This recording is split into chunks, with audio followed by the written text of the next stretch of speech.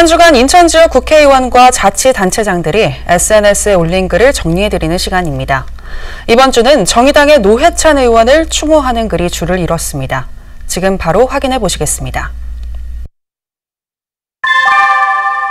연수갑의 박찬대 의원은 노회찬 의원이 세상을 등지던 날 새벽까지 밤잠을 이루지 못했다며 추모의 글을 올렸습니다.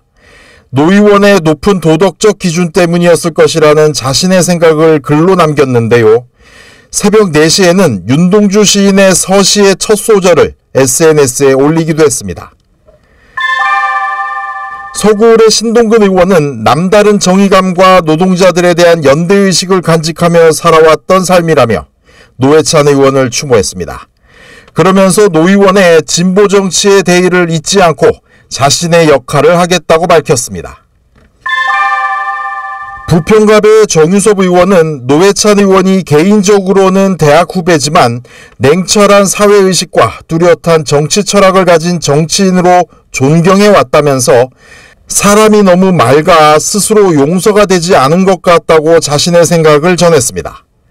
또 그의 죽음을 두고도 인터넷에 악플이 달리는 것을 보면서 한국 사람이 참 모질다는 생각이 들었다면서 편을 갈라 남의 불행을 부채질하는 정치는 해선 안 될 것이라고 덧붙였습니다. 부평을의 홍영표 의원은 국회에서 통과된 대법관 임명동의안과 관련해 정의당 국회의원들에게 감사의 뜻을 전했습니다. 상중이지만 국회 표결에 참여해 준 것에 대한 감사의 표시인데요. 앞으로 검찰개혁이나 남북경협 등 핵심 국정과제를 속도감 있게 추진하겠다고 밝혔습니다. 남동울의 윤관석 의원은 국회 회의 과정에서 노회찬 의원의 소식을 전해 들었다며 인천에서의 인연을 언급했습니다. 사회적 약자를 위해 싸우던 노 의원의 모습을 회고하면서 그의 빈자리가 더 크게 느껴진다고 밝혔습니다. 윤 의원은 인천 지역 개인택시 조합으로부터 감사패를 받았다는 소식도 전했는데요. 앞으로 카드 수수료 인하 등의 노력을 하겠다고 밝혔습니다. 민경욱 자유한국당 인천시당 위원장은 부동산 정책 토론회 소식을 전했습니다. 자유한국당 정책부위원장으로서 현 정부의 부동산 규제와 관련한 국민청원 토론회를 진행했다고 하는데요. 토론회를 계기로 부동산 규제에 대한 소통의 장이 계속되기를 기원한다고 밝혔습니다.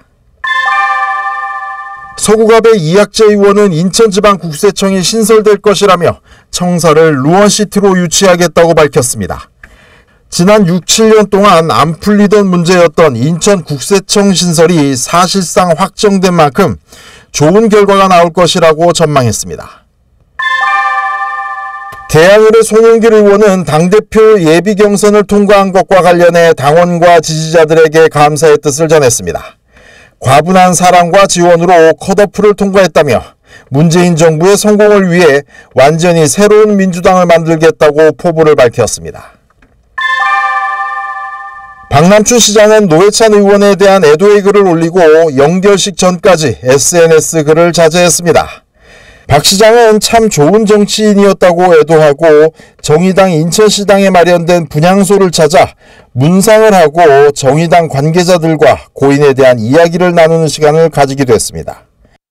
지금까지 SNS 미주알 고주알이었습니다.